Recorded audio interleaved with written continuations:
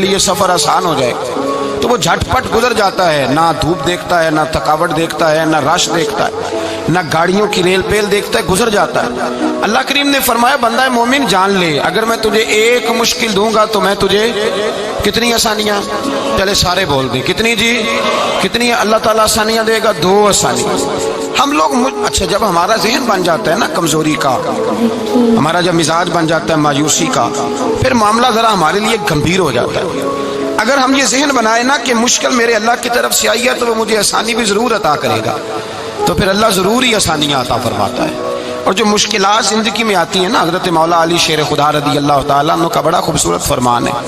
حضرت علی فرماتے ہیں جب تجھے مشکل آتی ہے تو وہ تجھے رب کا پتہ بتانے آتی ہے، وہ تجھے اللہ کا پتہ بتاتی ہے، اس لیے کہ جب تو سارے اسباب کر لیتا ہے، جو ضرورت ہوتی ہے پوری کرتا ہے، تندرست ہو کے وہ کام کرتا ہے، پھر بھی کام نہیں ہوتا تو اس کا مطلب ہے کرنے والا تو نہیں، کرنے والا کوئی اور ہے، جو کام کرنے والا کوئی اور ہے۔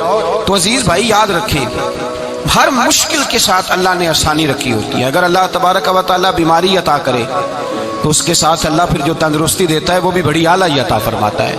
اگر اللہ کبھی غربت دے تو پھر اس کے بعد جو اللہ تعالیٰ آسانی دیتا ہے وہ بھی بڑی اعلیٰ عطا فرماتا ہے۔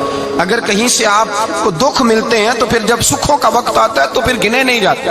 یاد رکھیں مشکلات کے پہلو میں آسانیاں ہوتی ہیں، اور جس آدمی کو مشکل آتی نہیں، میرے نبی کریم سید عالم صلی اللہ علیہ وسلم نے فرمایا مومن کو جو مشکل بھی آتی ہے اللہ اس کی برکت سے اس کے گناہوں کو معاف فرما دیتا ہے، اللہ اس کی برکت سے اس کے گناہوں کو معاف کرتا ہے۔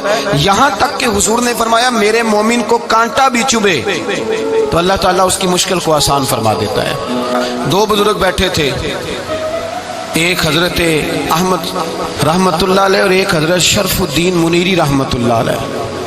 تو حضرت شرف الدین منیری کہنے لگے کہ دوست اصل میں وہ ہوتا ہے جو دوست کی طرف سے آنے والی تکلیف پر صبر کرے، جو اللہ کی طرف سے آنے والی تکلیف پہ صبر کرے وہ اللہ کا محبوب ہوتا ہے۔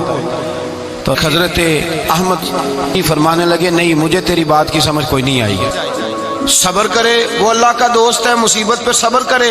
تو کہا جناب پھر اگر نہیں سمجھ آئی تو آپ بتا دیں اللہ کا دوست کون ہے؟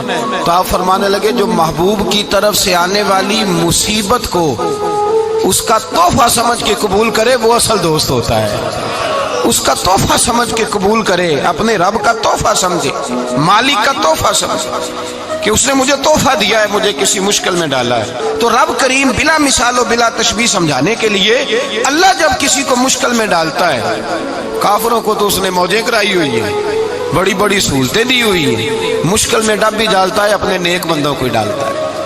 نمرود اور فرعون کے پیروں میں کانٹا بھی نہیں چبھتا، ان کو تکلیف نہیں آتی، تکلیف کسے آتی تھی؟ اللہ کے نیک بندوں کو تکلیف آتی تھی۔ حضرت رابعہ بصریہ جب تک زندہ رہی تب تک بیمار رہی، جس دن طبیعت ٹھیک ہوتی تو کہتی اے اللہ تو کہیں مجھ سے ناراض تو نہیں ہو گیا؟